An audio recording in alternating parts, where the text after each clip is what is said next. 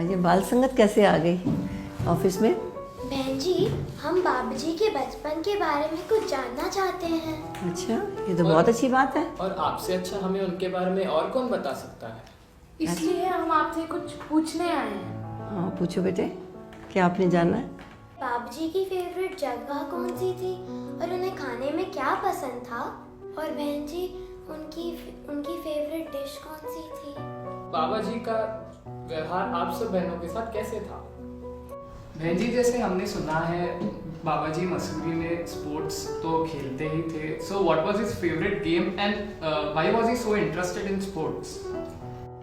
इतने क्वेश्चंस लेकर आए हो आप लोग। तो बाबा जी की फेवरेट जगह तो कहना बहुत मुश्किल है, क्योंकि बाबा जी तो जहाँ जहाँ जाते थे संगतों को मिलते थे, संगत इतनी खुश होती थी उनको देखकर, और बाबा जी भी बहुत खुश होते थे, और ऐसा ही लगता जैसे यही बाबा जी की फेवरेट जगह है। लेकिन अगर वैसे हम देखें तो I think Mussoorie was his favourite place. Baba ji को स्वीट डिश, आइसक्रीम्स बहुत पसंद थी। वो हमारा इतना ख्याल रखते थे, कुछ भी हमें चाहिए, कहीं बाहर जाना है, आइसक्रीम खाने जाना है, कहीं ड्राइव पे जाना है, कहीं मूवी देखने जाना है, कहीं पिकनिक जाना है, कहीं भी जाना है, बाबा जी हमको लेके जाते थे। सो ही यूज्ड टू पैम्पर अस। बाबा जी को सभी स्पोर्ट्स बहुत पसंद थी। आपने वॉलीबॉल तो देखा उनको खेलते हुए, फुटबॉल भी देखा है आपने, और क्रिकेट में भी इंटरेस्ट था, टेनिस में भी इंटरेस्ट था। सो आई वुड से कि he liked all the sports. बहन जी, ये क्वेश्चन थोड़ा पर्सनल है, पर मैं पूछना चाहूँगा कि जब बाबा जी को गुरुगद्दी मिली तो क्या आपके प्रति उनके बिहेवियर में कुछ चेंज आया? जैसे ही बाबा जी को गद्दी मिली तो राजमाता जी ने क्या किया था, पूरा ही पहले उनको कलगी लगाई, फिर चरणों पे नमस्कार किया। माता जी ने उसी समय उनको गुरु रूप मान लिया। उन्होंने नहीं सोचा कि मेरा बेटा है।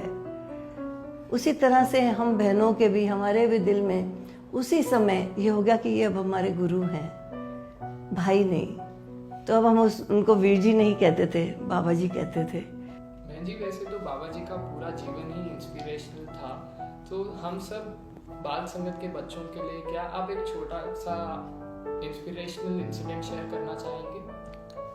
हाँ बिल्कुल, मैं एक चीज़ आपसे शेयर करूँगी, पर पहले आपसे पूछती हूँ, आप लोग मूवीज़ देखते हो? देखते हैं? तो बचपन में तो सब मूवीज़ देखते ही हैं ना हम लोग। तो बाबा जी भी बचपन में मूवीज़ देखते थे, और फिर उसको कैसे याद रखते थे और उसको किस तरह से मोटिवेट करते थे कि ताकि हम संगत करें, सदगुरु पे विश्वास करें। अभी कल ही मैं ऐसे अपना ड्रॉ साफ कर रही थी, और I got a letter in my hand written by Baba ji in 1972। और उस समय की जो पिक्चर्स थी उसके बारे में बाबा जी ने थोड़ा थोड़ा जिक्र किया, और उसको किस तरह से गुरमत की ओर बाबा जी ने हमें बताया। सो उन्होंने लिखा था कि जो पिक्चर्स के नाम है वो तो दूर गगन की छाँव में, ही इज़ राइटिंग दूर गगन की छाँव में हरियाली और रास्ते बाहर नज़र आ रहे हैं। हमारे जीवन में भी दो रास्ते होते हैं। दो रास्ते मूवी थी, और एक प्रकाश की ओर और दूसरा अंधकार की ओर। तो किस तरह से बाबा जी ने वो मूवीज़ के नाम भी हमको बताया है, लेकिन हम सबको बाबा जी का, यानी कि बाबा गुरबचन सिंह जी का, जो उस टाइम गुरु थे, बाबा जी का बताया हुआ एक ही रास्ता, ये भी मूवी का नाम है, अपनाना है, और ये रास्ता है विश्वास का। तो बच्चों देखो, हम भी मूवीज़ देखते हैं, लेकिन हम तो बस उनके गाने बोलते हैं and then we forget everything. लेकिन बाबा जी ने किस तरह से वो मूवी के नामों से ये इतना सुंदर लेटर 4 पेज का उन्होंने लिखा था at that time 1972। Oh wow, Baba ji was so great. You so, उनके नाम से इतनी इंस्पिरेशनल बातें कह रहे हैं तो। बहन जी, आपने तो हमें बाबा जी के बारे में इतनी सारी इंटरेस्टिंग इन्फॉर्मेशन दे दी।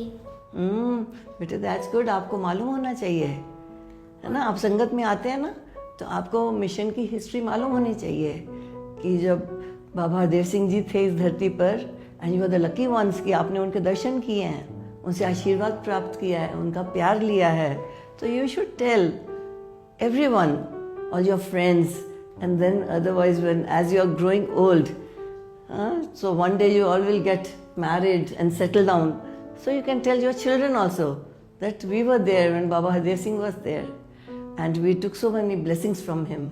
बहन जी आप बस हमें आशीर्वाद दीजिए कि हम भी बाबा जी के वैसा सबकी लाइफ में खुशियाँ ला सकें।